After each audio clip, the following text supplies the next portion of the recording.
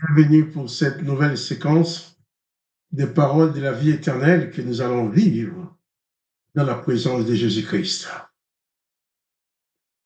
Ce matin, c'est peut-être l'après-midi, mais aujourd'hui, nous sommes le 7 avril 2024 et je suis venu encore et encore te redire, pas de panique, parce que Jésus-Christ est avec toi. Je ne sais pas de quoi la journée sera faite. Je ne connais pas les événements que tu vas avoir à vivre. Mais je sais une chose, c'est que Jésus-Christ est absolument avec toi. Et je t'invite à le réaliser afin de reposer ton âme en lui, afin de t'installer dans la paix de Jésus-Christ qui va tout conduire pour toi. Il n'y a rien qui pourra se passer dans ta vie aujourd'hui sans que Jésus-Christ en ait le contrôle. Alors, pas de panique, plus de panique. Jésus-Christ est avec toi. Il est dans ta vie, présent en tant que sauveur.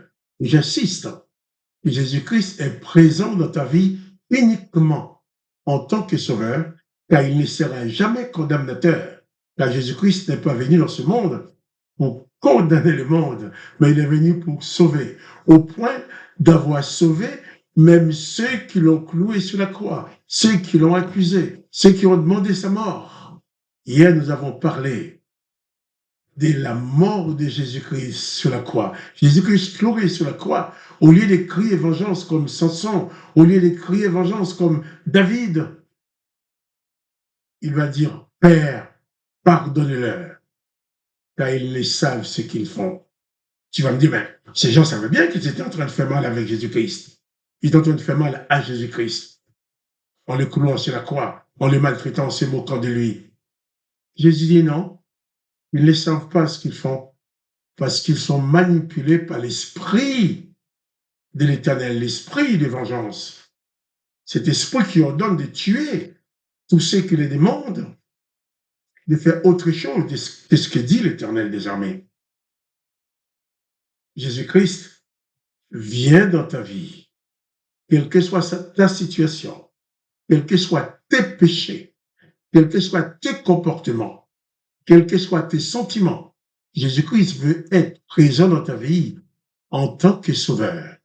Il te suffit seulement de mettre de côté toutes les circonstances pour inviter Jésus à venir s'établir dans ta vie en tant que sauveur et en tant que maître. Ensuite, tout ce qui doit être changé dans ta vie vont être changés par la grâce de Jésus-Christ. Au fur et à mesure, tu vas pouvoir t'améliorer, changer. Tu vas pouvoir t'instruire. Plus tu vas connaître Jésus-Christ, plus tu pourras parvenir à sa ressemblance pour être pour lui un disciple accompli. Mais en attendant, réalise déjà que dans son amour et dans la plénitude de sa grâce, Jésus-Christ est réellement avec toi et bannit de ta vie toute forme de panique. Bannis de ta vie la peur de la mort. Bannis de ta vie la peur des tribulations. Bannis de ta vie la peur de l'enfer, la peur de la condamnation.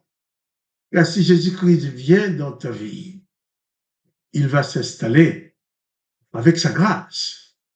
Et la grâce de Jésus-Christ ne permettra jamais que tu sois perdu, que tu sois vaincu, ni dans cette vie, ni dans la vie à venir. Donc, Jésus-Christ est présent avec toi. Pas de panique. Confie-toi en lui. Cesse de t'inquiéter pour l'avenir ou même pour le présent. Car tes inquiétudes ne changeront rien du tout. Au contraire, les inquiétudes vont empirer, excuse-moi, tes inquiétudes vont empirer les situations. Dans la mesure, ces inquiétudes vont te conduire à perdre tes moyens, perdre ta capacité de raisonner, de comprendre. Mais si tu t'installes dans la paix de Jésus-Christ, l'esprit de Jésus-Christ va diriger ta vie. Tu ne seras plus dans la peur, mais dans la paix de Jésus-Christ. et sa présence te guidera. Que le nom de Jésus-Christ soit béni, que le nom du Dieu le Père de Jésus-Christ soit glorifié. Et ce que je vais faire avant de lire avec toi les paroles de Jésus-Christ, l'histoire de Jésus-Christ, que tu dois bien connaître, pour savoir qui est Jésus, afin de savoir comment te comporter en tant que son disciple. Je vais prier avec toi, puisque Jésus-Christ a dit que nous avons le droit, le pouvoir de nous adresser à son Père dans la prière. Il a même dit qu'il veillera, puisque toutes ces prières qui sont adressées au Père en son nom soient exaucées. Peut-être personne n'a encore prié avec toi ce matin, mais je te promets, moi, de venir chaque jour prier avec toi, autant que Jésus, autant que Dieu me laisse encore dans ses corps. Quand je ne serai plus dans ses corps, je serai auprès de Jésus-Christ. Jésus-Christ suscitera encore d'autres personnes qui viendront prier avec toi, jusqu'à ce que toi aussi, tu passes vraiment dans l'autre dimension de la présence de Jésus-Christ. Prions maintenant ensemble. Père, j'ai la joie de me présenter devant toi, avec mon frère, avec ma sœur, avec cet homme, cette femme qui regarde cette vidéo et qui prie avec moi. J'ai la joie de me présenter devant toi, sachant que tu accueilles ma prière avec bonté, avec grâce, avec bienfaisance. Et dans la plénitude de ta grâce, tu vas accorder, Seigneur, tout ce que je te demande pour mon frère, pour ma sœur. Et je te demande maintenant de bénir, de fortifier. Veuille renouveler sa force, renouvelle sa santé. Et quelles que soient les situations, les circonstances qu'il a à vivre, qu'elle a à vivre, je te prie de l'accompagner comme tu l'as promis. Et donne-lui surtout, Seigneur, de réaliser ta présence, de s'installer dans ta présence, de s'installer dans ta paix, afin que sa vie ne soit plus cauchemar, sa vie ne soit plus inquiétude et problème, mais que cette vie, malgré les circonstances, soit une vie de paix, une vie de grâce, une vie de consolation. Papa, toi qui connais les cœurs, toi qui comprends ce que les autres, ce que personne d'autre ne peut comprendre. Moi, je peux essayer de comprendre mon frère, de comprendre ma sœur.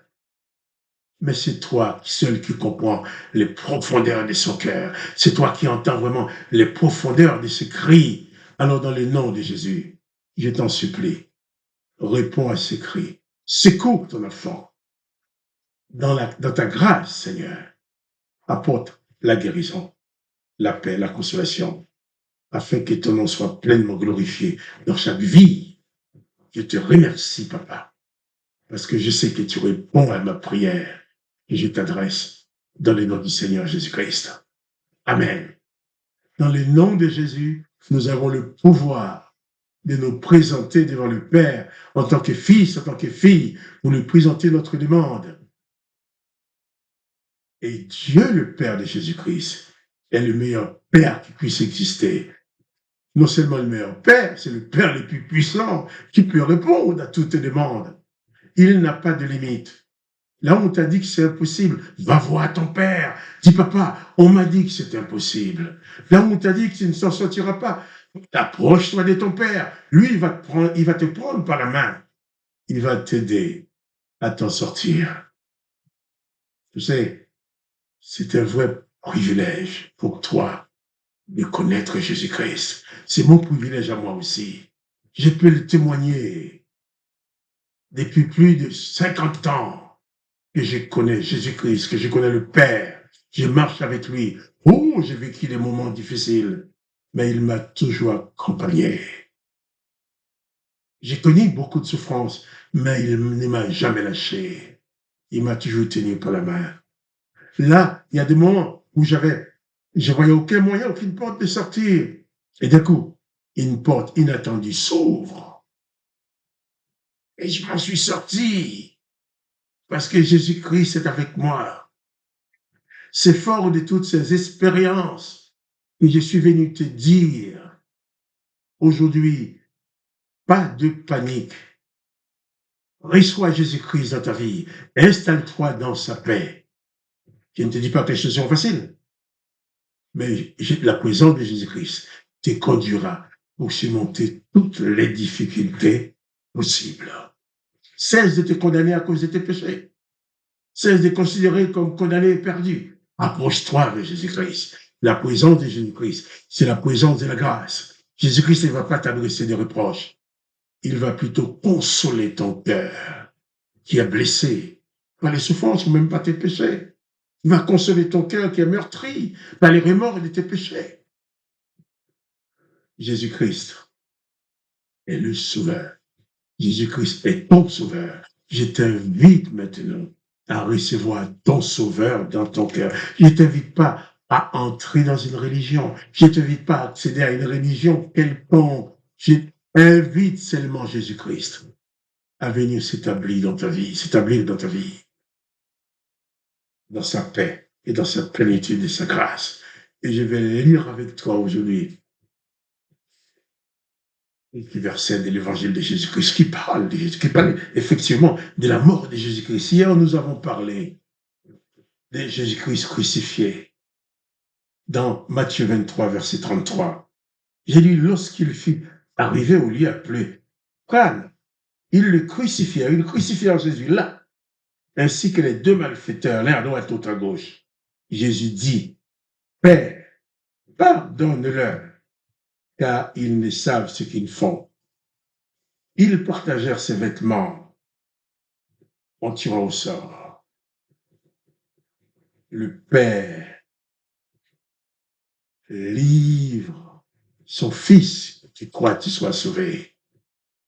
Le Père accepte que son Fils soit mis à mort pour qu'il croit tu puisses vivre dans sa paix. C'est un acte d'amour que personne ne peut compenser, un acte d'amour que personne ne peut même expliquer. Mais le Père, c'est le Père d'amour, le Père de bonté, qui veut te faire grâce à toi personnellement.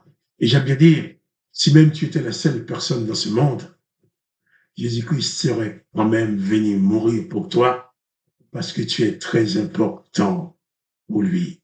Donc arrête d'avoir peur, arrête de t'inquiéter, arrête de te condamner. Approche-toi de Jésus-Christ.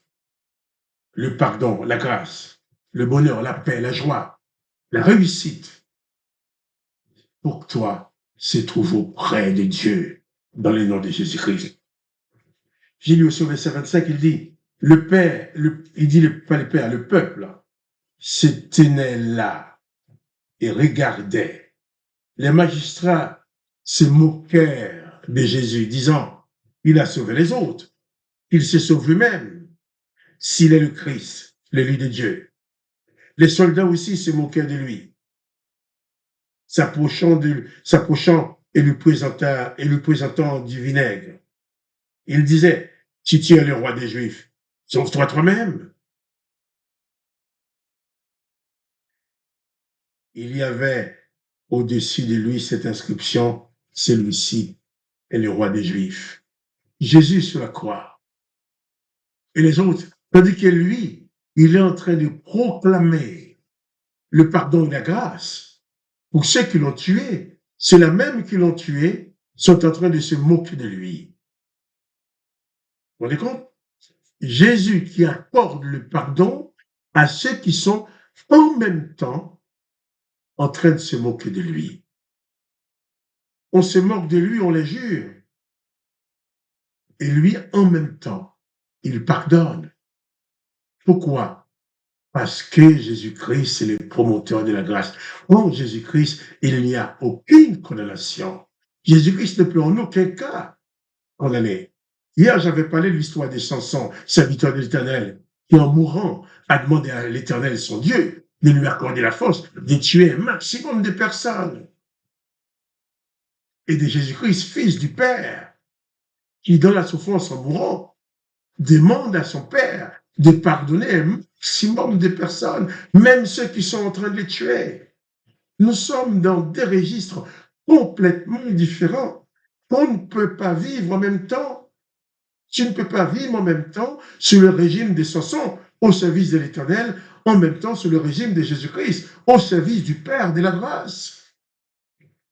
Tu ne peux pas pratiquer en même temps les ordonnances de l'Éternel et les ordonnances de Jésus-Christ. Tu dois faire un choix. Évidemment, il est plus facile pour les humains de pratiquer les ordonnances de l'Éternel, d'agir selon ce que l'Éternel a dit.